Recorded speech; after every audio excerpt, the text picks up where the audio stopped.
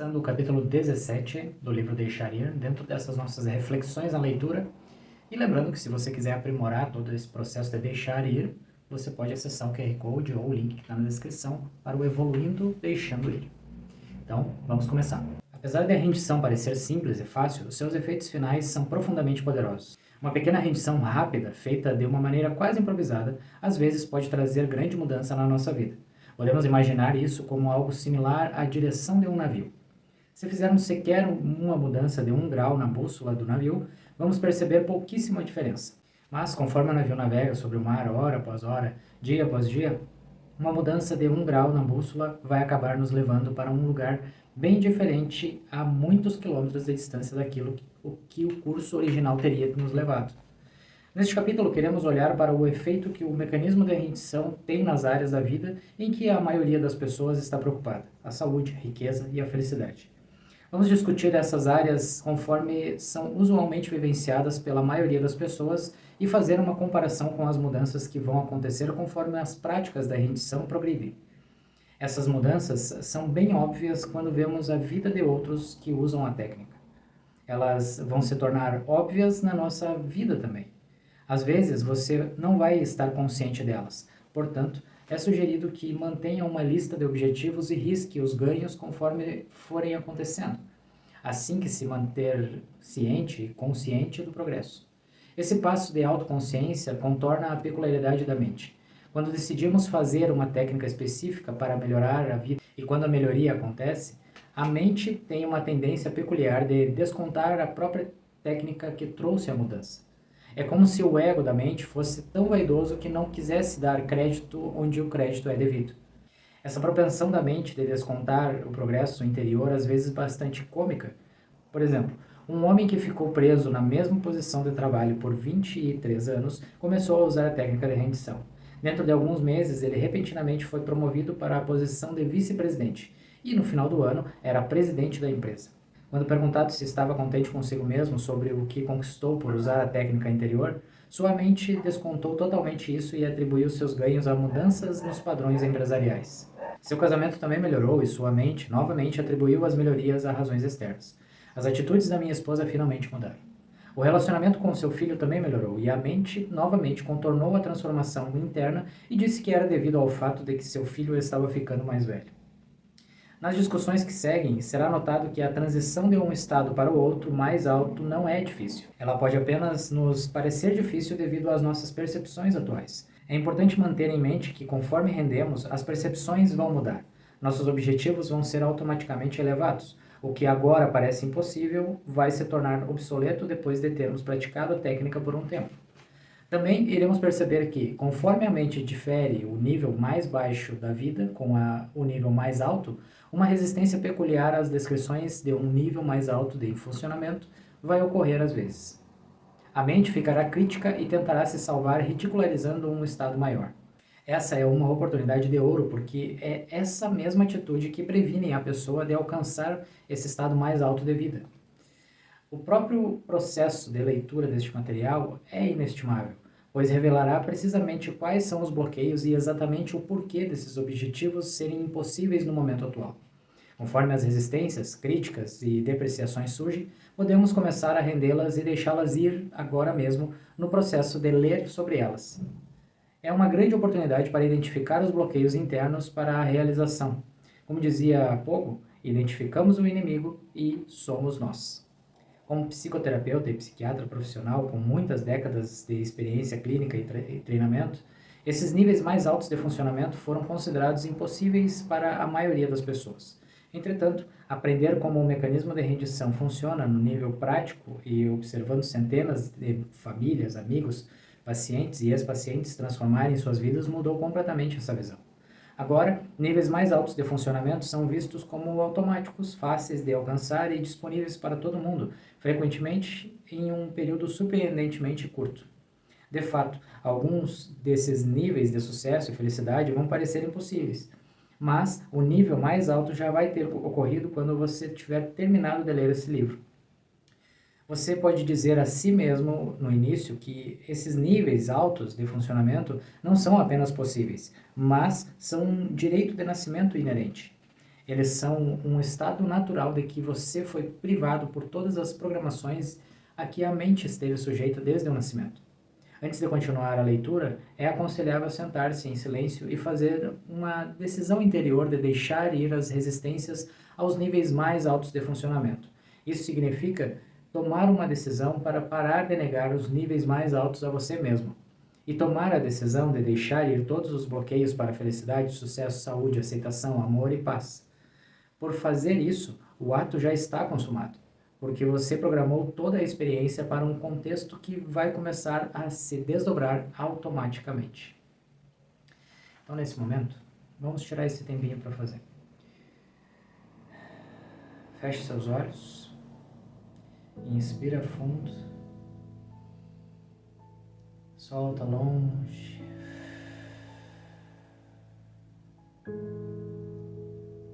Visualiza bem a sua conexão com a Terra, a sua conexão com o Universo. Perceba ambas as energias da Terra e do Universo fluindo pelo teu corpo.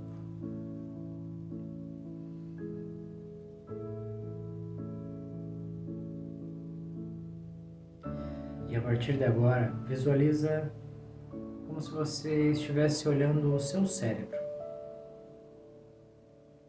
E há uma parte do teu cérebro que tem uma carga que está mais escura, mais densa. Pouco a pouco vai visualizando toda essa carga escura e densa sendo dissipada do teu cérebro. Enquanto você vai observando esse movimento, mentalize o seguinte: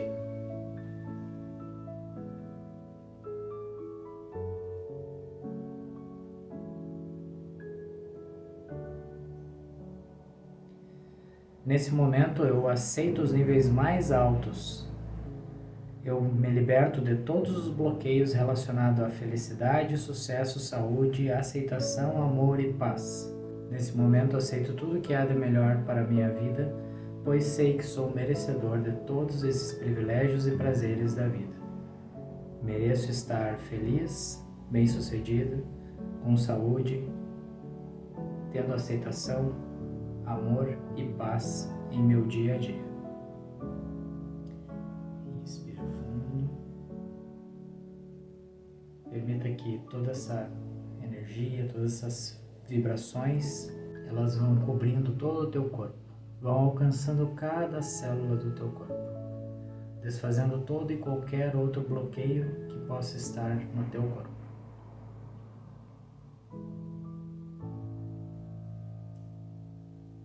Inspira fundo. E quando sentir que foi o suficiente, pode ir voltando.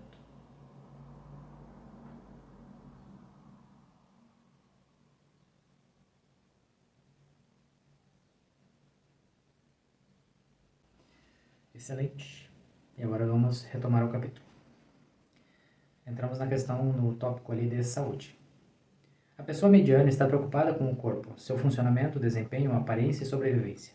A mente mediana é assediada com preocupações, medo de doenças, sofrimento, enfermidades e morte. Portanto, se põe em defesa do corpo em uma grande variedade de maneiras. Isso leva a um excesso de atenção no âmbito de dieta, peso, exercícios e saúde.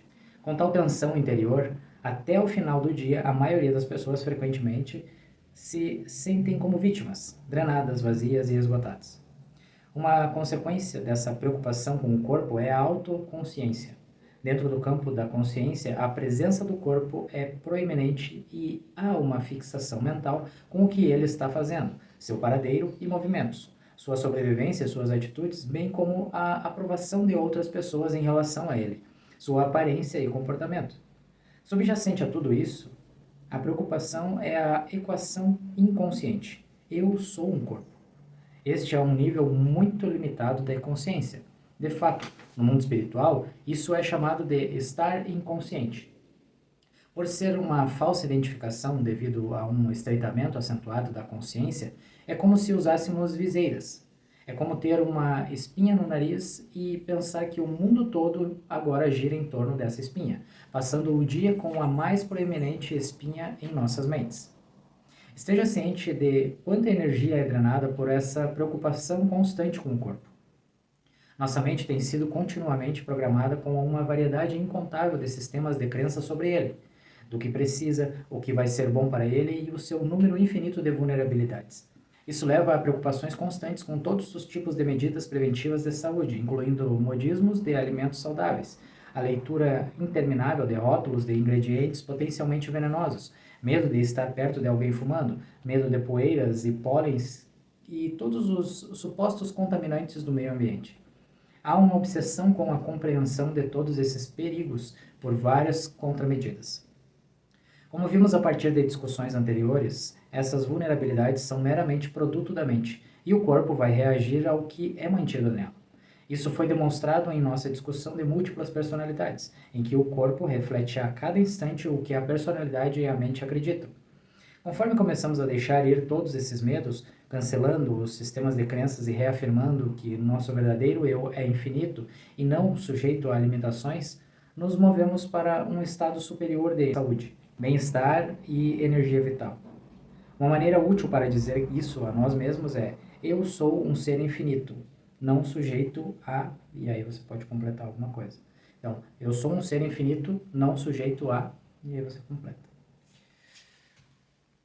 Colocamos no espaço em branco qualquer doença ou substância que a mente foi programada para ver como um possível perigo para nós. Depois de deixar ir a infinita variedade de medos corporais, preocupações e sistemas de crenças, as doenças físicas começam a se resolver automaticamente. Os sentimentos de vivacidade e liberdade pessoal aumentam. No estado de entrega total, o corpo mal é percebido direito. É apenas percebido perifericamente na consciência e não há nenhuma preocupação com isso.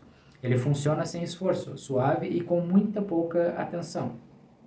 Uma pessoa rendida pode comer qualquer coisa ou ir a qualquer lugar e não estar mais sujeita a temores contaminantes, poluentes, correntes de ar, germes, frequências eletromagnéticas, carpete, fumaça, poeira, pelos de animais, era venenosa, pólen ou contaminantes alimentares. Nossa percepção do corpo muda e agora parecemos um fantoche ou um animal de estimação. Essa mudança de percepção é de eu sou o corpo para o eu tenho um corpo. Torna-se progressivamente óbvio que o corpo não está vivenciando tudo por si mesmo. Pelo contrário, é a mente que está vivenciando o corpo. Sem a mente, o corpo não pode ser percebido de qualquer forma. O braço não pode vivenciar ser o próprio braço. Isso naturalmente é a própria base da anestesia. Quando a mente está dormindo, o corpo não tem sensação. Percebe-se lentamente em nós que, de fato, o corpo não tem nenhuma sensação. Só a mente é capaz dessa função. Essa é uma mudança muito importante de consciência, pois agora a preocupação não é com o corpo e com a sua proteção. O foco de atenção agora se desloca para a mente, que é onde o maior poder reside. Conforme mudamos nossos pensamentos, sentimentos e percepções, começamos a notar que o corpo segue o exemplo. Reconhecemos que as pessoas não estão realmente respondendo ao nosso corpo de qualquer maneira, mas sim às nossas atitudes internas, ao nosso estado de energia e ao nosso nível de consciência. Um dia nos cai a ficha de que todas as pessoas e coisas no mundo estão respondendo a um nível de consciência, à nossa intenção e ao sentimento interior que temos sobre elas. Registramos o magnetismo de pessoas santas como Madre Teresa, Dalai Lama, Mahatma Gandhi. Vemos que são amados não por causa de sua aparência física, mas por causa do brilho interior de amor e paz que emanam. A mudança de foco no nível físico para o nível de consciência começa a trazer resultados rapidamente. A rendição persistente de sentimentos e atitudes negativas significa que a culpa associada a eles também está sendo constantemente abandonada. Uma consciência que não é guiada pela culpa tende a não atrair mais doenças. No inconsciente, a culpa requer punição e doença, com suas dores e sofrimentos inerentes, como o meio mais frequente de autorretaliação da mente. Essa autorretaliação pode tomar a forma de acidente, resfriado, ataque de gripe, artrite ou qualquer uma das múltiplas doenças que a mente inventou. Essas doenças tomam formas epidêmicas devido à televisão e à mídia publicitária.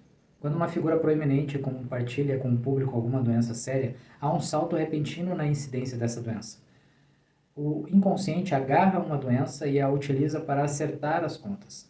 Com a constante rendição da culpa interior, existe cada vez menos questões a serem resolvidas. Portanto, uma pessoa que está livre da negatividade e culpa tende a ser livre de doenças e sofrimentos. A cura pode ser dramática, como foi o caso, por exemplo, de uma editora de revista que estava em um estado sem esperança de esclerose múltipla avançada. Os médicos especialistas tinham feito o que podiam e tinham dado seu caso como terminal, sem esperança. A essa altura, ela trouxe à tona uma técnica de abandonar a culpa, através do seu livro Um Curso em Milagres. Ao trabalhar com esse estudo em casa, que consiste em contemplar exatamente uma breve lição por dia durante 365 dias, ela começou a desfazer toda a sua culpa e ressentimento por meio do mecanismo de perdão. Por perdoar constantemente, desfazer seus sentimentos negativos e, portanto, romper sua culpa interna, a doença de esclerose múltipla foi revertida. Até a escrita desta obra, ela esteve recuperada por anos e com sua saúde brilhantemente radiante, feliz com a sua vida.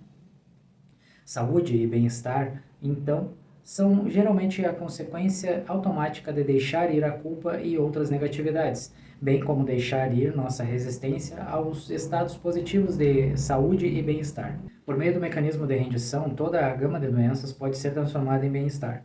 Como dito, pode haver casos raros em que a doença ou a enfermidade continua inabalável devido a fatores desconhecidos, como propensões kármicas. A rendição contínua traz cura ao nível do eu interior, de modo que, mesmo enquanto o corpo parece sofrer limitação e os outros podem vê-lo como trágico, a pessoa está em paz e irradia um bem-estar interior que eleva os outros. Por meio da rendição em grande profundidade, tais pessoas deixaram ir a autopiedade, a culpa e a resistência às circunstâncias da vida. Elas transcenderam a visão de que a doença é uma barreira para a felicidade pessoal e veem-na como um veículo de bênção para os outros. Em anos recentes, os exemplos públicos desse fenômeno incluem o falecido Papa João Paulo II, que utilizou sua incessante doença de Parkinson como oportunidade de se unir com e até mesmo assumir o sofrimento dos outros. Entramos no tópico agora da riqueza. Esse é um assunto importante, não apenas porque tem efeito direto em nossa vida, mas também porque transforma fácil e rapidamente nossos sentimentos, pensamentos e atitudes sobre o dinheiro. Para a mente que mantém sistemas de crenças limitantes, pensamentos e sentimentos negativos, o dinheiro é um problema, é uma origem de preocupações infinitas de ansiedade, desesperança e desespero, ou de vaidade, orgulho, arrogância, intolerância de outros, ciúmes e inveja. Na pior das hipóteses, o resultado final de todas as negatividades é um sentimento de limitação financeira, falta e privação. Nessa área, o sentimento de eu não consigo, devido ao medo e à limitação, é frequentemente contornado por simplesmente evitar o assunto do dinheiro e renunciar a si mesmo para um status de baixa classe social como sendo inevitável. O inconsciente traz para nós o que pensa que merecemos. Se nossa visão de nós mesmos é pequena, limitada e má, devido à culpa acumulada, o inconsciente vai trazer essas condições econômicas para a nossa vida. As nossas atitudes sobre o dinheiro podem ser descobertas quando olhamos para as várias coisas que isso significa. Por exemplo, vemos o grau em que ele representa segurança, poder, glamour, atração sexual, competição bem-sucedida, valor próprio e o nosso valor para outros e para o mundo. É muito útil sentarmos com um papel e uma caneta e, abaixo do título Dinheiro, começarmos a delinear quais são seus verdadeiros significados em todas as várias vias da vida. Depois, escrever os sentimentos associados com cada área e começar a render cada sentimento e atitude negativas. Conforme fazemos isso, temos a surpreendente descoberta de que o próprio dinheiro não é o problema mais básico. Mais importante do que o dinheiro em si são as gratificações emocionais que esperamos serem nossas com o uso desse dinheiro. Digamos que, por trás do desejo por dinheiro, descobrimos que um dos nossos objetivos é ser respeitado e valorizado. Nessa descoberta, apenas descobrimos que não é no dinheiro em si em que estamos interessados. Em vez disso, é o nosso autorrespeito e sentimento de valor interior. Vemos que o dinheiro era apenas uma ferramenta para alcançar algo a mais e que, de fato, não é o dinheiro que queremos, mas o autorrespeito e a estima que pensamos que ele nos traria. Também descobriremos que os objetivos que pensamos que o dinheiro poderia nos trazer podem ser conquistados diretamente. Quanto mais alta a nossa autoestima interior, menos precisamos de aprovação dos outros. Conforme descobrimos essa consciência, o dinheiro toma um significado diferente em cada área da vida. Dinheiro agora se torna subordinado a objetivos maiores em vez de ser um fim por si só. Sem ser consciente do que o dinheiro significa para nós emocionalmente, estamos sob o efeito dele. Estamos sendo operados pelas nossas crenças inconscientes sobre o dinheiro e todos os seus programas associados. É como um milionário que continua fazendo pilhas e pilhas de milhões. Nunca parece ser o suficiente. Por que isso acontece? É porque ele nunca parou para olhar o que o dinheiro realmente significa para ele. Se buscarmos obsessivamente o dinheiro ou outros símbolos de riqueza, é porque o nosso valor próprio é tão pequeno que necessita de uma grande quantidade de dinheiro para compensá-lo. A insegurança interior é tão extensiva que nenhuma quantidade de dinheiro pode superá-la. Pode-se dizer que, quanto menores nos sentimos por dentro, maior a quantidade de poder, dinheiro e glamour que deve ser acumulada a fim de tentar e compensar a pequenez interna. Quando estamos em um estado de rendição, nos livramos dessa pequenez interna, insegurança e baixa autoestima. Então, o dinheiro se torna uma simples ferramenta para alcançar objetivos no mundo. Temos segurança interior, sabendo que sempre haverá a abundância necessária.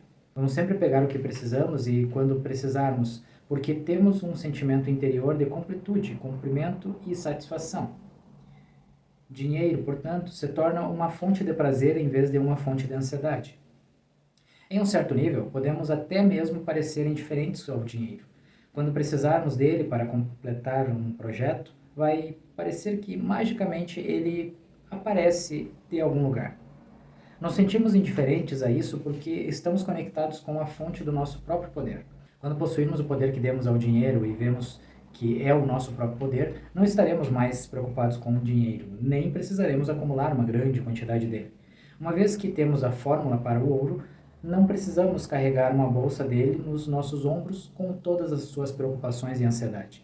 O problema com o acúmulo excessivo de dinheiro, claro, é o medo constante de perdê-lo. É tragicômico ver alguém que vale 50 milhões de dólares praticamente ter um colapso nervoso porque em uma fiscalização empresarial perdeu 10 milhões de dólares. O homem estava realmente em pânico. Emocionalmente estava apavorado que não conseguiria viver com apenas 40 milhões de dólares. A pessoa que sofre de pobreza interna é implacavelmente guiada a acumular no nível material. Com essa pobreza interna, existem todas as atitudes de egoísmo ou suas correlações de vaidade e falso orgulho.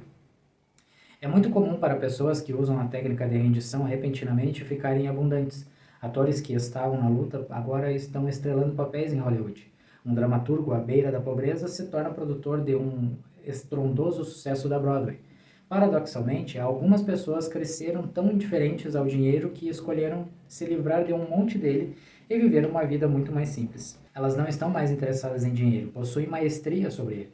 As satisfações internas que tinham pelos meios do dinheiro são satisfeitas agora diretamente. Então, a felicidade interna é independente da riqueza externa. Nesse estado de liberdade interna, o indivíduo é independente do externo e não está mais sob o efeito dele.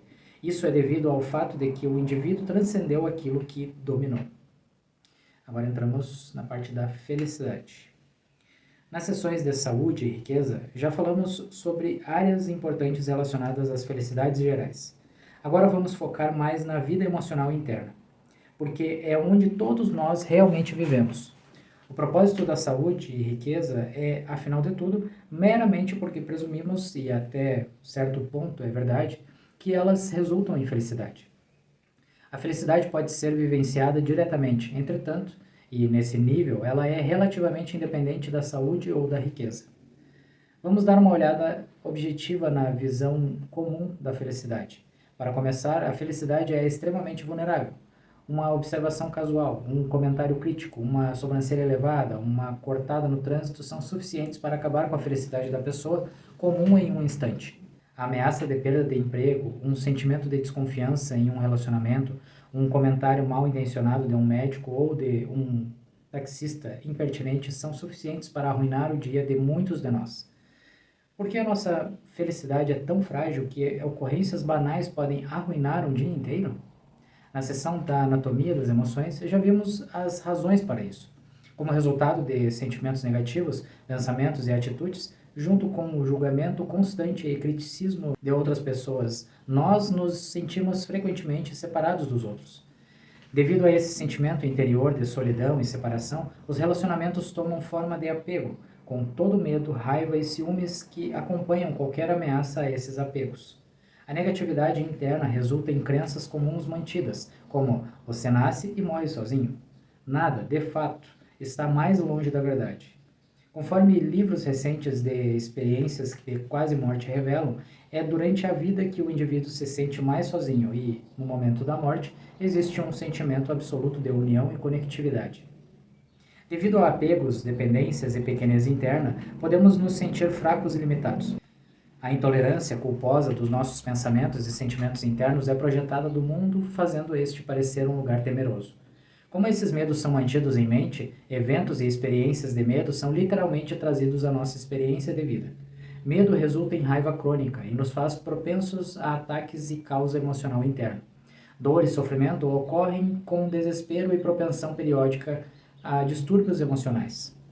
O ego mente que vê todo mundo separado, está invejoso de qualquer pessoa que parece mais feliz, mais bem-sucedida ou com um relacionamento melhor, corpo melhor ou conexões melhores. Logo, devido à falta de clareza interior sobre os objetivos, existe uma confusão levando à autopiedade, à inveja e a ainda mais ressentimentos. A autocondenação é infinitamente projetada no mundo, tomando a forma de condenação dos outros, que futuramente aumenta a culpa e o sentimento de pequenez. Para alguns de nós, a única fuga é a grandiosidade, intolerância, fanatismo, arrogância e raiva, que tomam a forma de crueldade, excesso de tolerância, brutalidade e insensibilidade aos sentimentos dos outros. Frequentemente, a insensibilidade vem como desculpas próprias, como eu falo o que penso, ou eu sou do tipo sincero, você sempre saberá onde está comigo. Esses comentários são uma capa para a insensibilidade, que pode ser descrita melhor como falta de tato. A baixa autoestima resulta no criticismo do indivíduo e de outros, competições e comparações constantes, análises, desprezo, intelectualização, dúvidas e fantasias de vingança. Quando todos esses mecanismos falham, existe uma recorrência de apatia e sentimentos de desesperança e vitimização. Em tal estado, nos tornamos progressivamente alienados porque existe muito de nós mesmos que temos de esconder. Nosso comportamento leva ao distanciamento dos outros e a um desequilíbrio decorrente da supervalorização das áreas da vida que parecem funcionar. Devido a esse caos interior, a pessoa comum se mantém necessariamente inconsciente em todos os momentos. É interessante de observar os significados que a mente inventou para chegar a esse fim. Vemos como uma pessoa levanta na manhã e liga o rádio ou a televisão para imediatamente desligar a mente e suas tagarelices mentais. Apesar da diversão extra, pensamentos e sentimentos tendem a surgir até que a mente se ocupe com os projetos do dia, trabalho e vários esquemas de realização ou prazer. Começa com a preocupação com o corpo. Toda a escovação, lavagem, perfumação, vaporização, desodorização e seleção cuidadosa das vestes do dia. A escolha das roupas traz toda a agenda do dia, suas ocupações com atividades que vão lotar seu dia, compromissos infinitos, telefonemas, recados, compromissos sociais, responsabilidades de casa e e-mails. A caminho do trabalho ou das atividades do dia, conversa com os colegas, ouve a rádio do carro, faz ligações, envia mensagens de texto e lê as notícias da manhã no metrô. Uma vez no destino, seguem-se as preocupações com os eventos externos do dia, os negócios, os acordos, as barganhas, os arranjos, as preocupações, as manipulações, a busca infinita pelo poder, a busca por golpes e o medo sempre presente da sobrevivência. Tudo isso é motivado pelo desejo de alguma forma, obter significado e segurança para aumentar a nossa autoestima e garantir o nosso valor próprio por quaisquer meios. O frenesi da luta não é realmente percebido até que somos repentinamente forçados a descontinuá-la por algum evento externo. Então, somos confrontados com o vazio interno. Isso exige a ingestão incessante de romances, revistas, televisões e sites. Ou o vazio é evitado pela ida constante a festas, fugas nas drogas, entorpecendo-se com algumas bebidas, assistindo a filmes e perseguindo outros entretenimentos. Temos a tendência de fazer qualquer coisa para evitar lidar com o sentimento de vazio interno. Não existe nada de errado com nenhuma dessas atividades em si. O que queremos examinar é apenas o estado de consciência e a maneira pela qual as atividades são percebidas, perseguidas e vivenciadas. Em um estado de liberdade interna, esses mesmos eventos e experiências tomam significados totalmente diferentes. Essas atividades idênticas podem derivar de uma sensação interna de felicidade, valor próprio e completude. Os mesmos objetivos podem ser alcançados com a realização da nossa conquista interior em vez da competição com os outros. Relacionamentos se tornam compartilháveis e amáveis em vez de invejosos, competitivos e guiados pela busca de afagos e aprovação. Quando estamos livres de impulsos negativos, desfrutamos de relacionamentos gratificantes porque amamos as pessoas, não porque estamos apegados a elas. Podemos permitir que a outra pessoa seja livre, não sujeita a ciúmes e ameaça. Não somos vítimas da manipulação dos outros, pois já encontramos uma realização interior. Conforme pensamentos, sentimentos e atitudes negativas são rendidas, tomamos de volta o poder que havíamos dado ao mundo. Grande parte da atração do mundo é devido à glamorização que projetamos nele. Surgem questões para a autorreflexão. É realmente todo esse dinheiro que quero, ou é o glamour que enxergo atrelado a ele? O que é que eu quero deste cargo ou daquela designação de doutor, escudeiro ou reverendo? São as responsabilidades e as atividades que vêm junto com ele ou o glamour e a estima associados a isso? Eu realmente amo aquela pessoa ou estou apaixonado pelo glamour que projetei nela? Quanto mais deixamos ir, mais deixamos o mundo menos glamourizado.